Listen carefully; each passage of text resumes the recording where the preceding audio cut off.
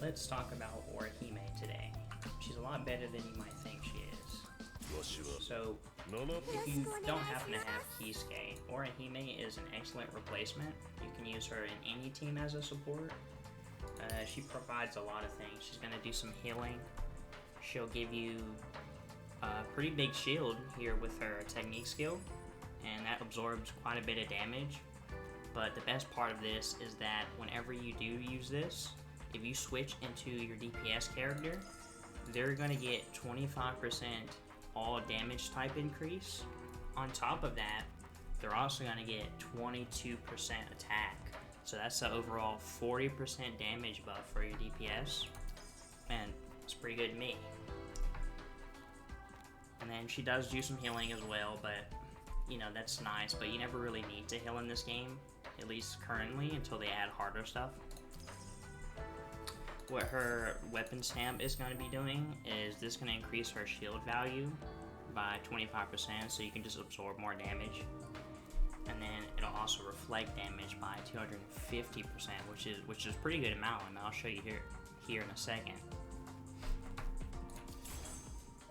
And for the core stamp, this isn't really too important to have, like I said, because all of this does is increase her healing more, really.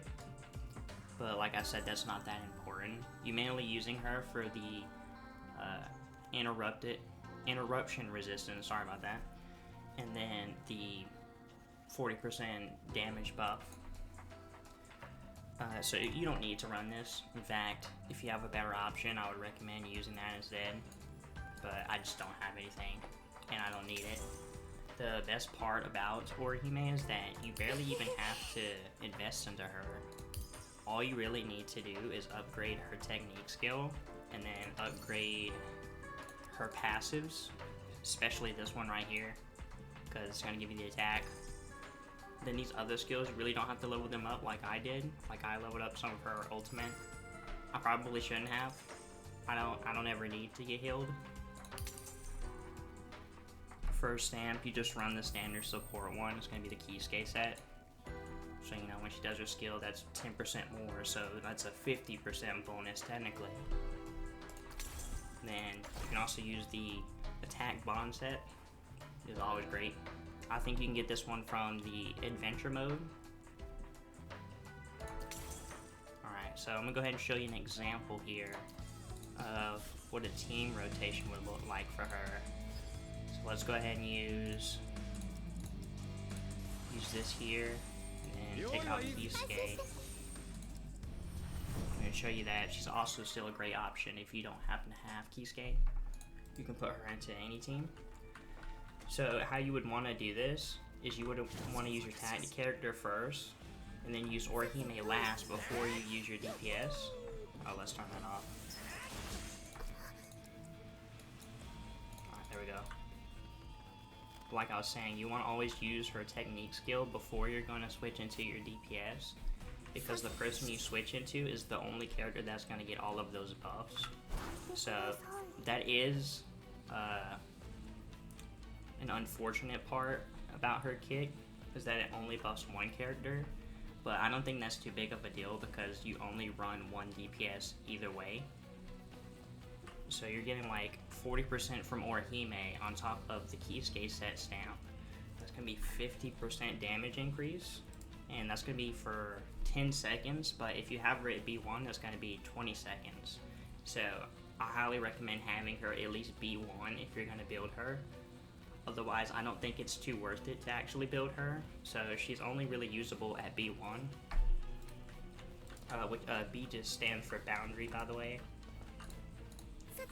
So here's a rotation I like to do a lot, is I'll just freeze with Rukia, I'll go into Orihime and use her technique, and then switch into my main DPS here so I can get the buffs. And as you can see, it increases all my damage by 25. And then I get 22% attack as well. So this adds up quite a lot actually. I'll try to do my ultimate without this skill, without Orihime technique, and then I'll do it with her technique to show you the difference. not her ultimate, her skill here.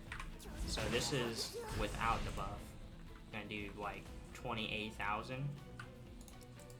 And then with Orihime technique, we're gonna be doing, let's see, 58,000. So yeah, you can see that's a lot. It's almost a 30,000 increase.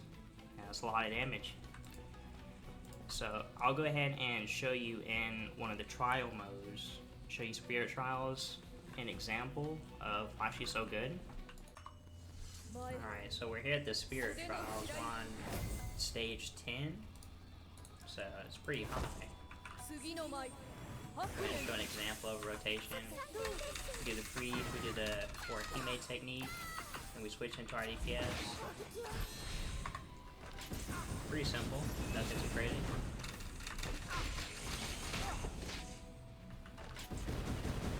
I usually stay on the DPS until I run low on the buff here. You can see at the bottom. So now that I'm running low, it's time to switch. Go ahead and freeze. Do the technique. Very fast rotation, nothing too crazy.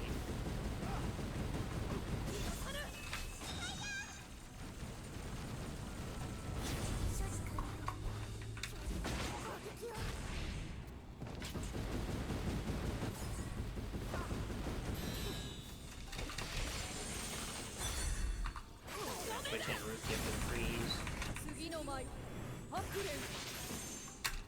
And then freeze them again.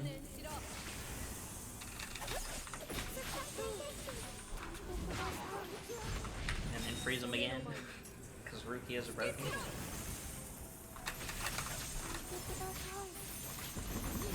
Look at all the damage. And then we're gonna freeze them again. Rukia is amazing. I recommend everyone have her build, especially for the Toshiro banner coming up. She's like actually an SSR character, but she feels like anyway.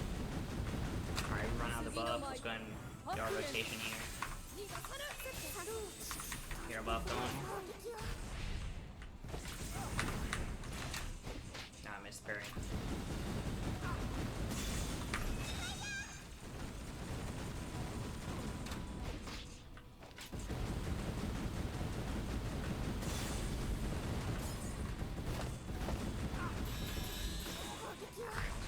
Buff again and then freeze everything. Rukia ult.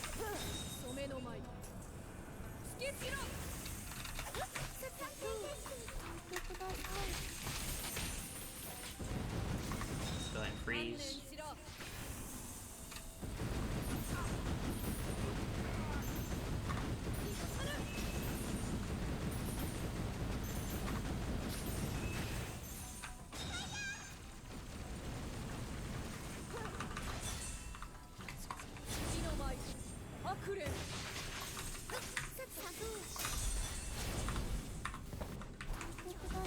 We broke their shields.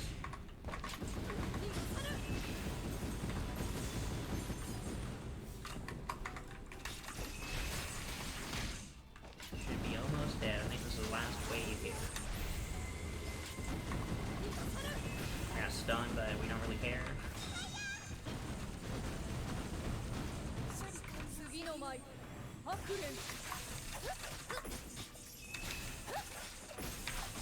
Rukia freeze.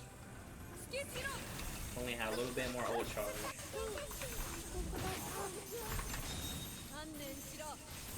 Running low on time here, but I think we got it. Nice, there we go. Overall, I think that Orihime is a really good support and a good replacement if you don't have Kisuke. You can definitely build her, and you get her for free, and you don't have to really put any investment into her, which is the best part. All you have to do is level her up pretty much, and then level up her technique skill, and then you can just put her on any team, and she'll be a good support for your main DPS.